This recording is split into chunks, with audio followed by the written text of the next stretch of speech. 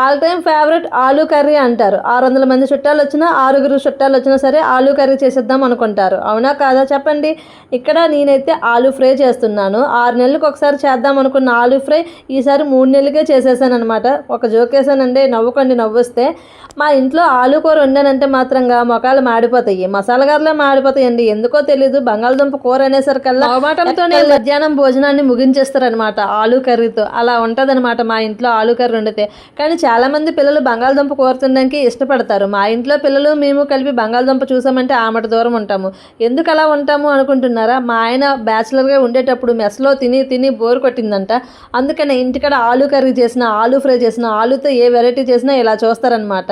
అందుకనే మా ఆయన మీద కోపం వచ్చినప్పుడల్లా ఆలూ కూర వండాలనుకుంటున్నాను. కానీ ఈసారి కోపం రాలేదు, ఇంట్లో కూరగాయలు ఏమీ లేదు, అందుకని ఆలూ కర్రీ చేయవలసి వచ్చింది. ఏదో ఒక పూట మధ్యాహ్నం అలా కానిచ్చేస్తాము. ఈ చిన్న వీడియో నచ్చితే ఒక చిన్న లైక్ ఇవ్వండి.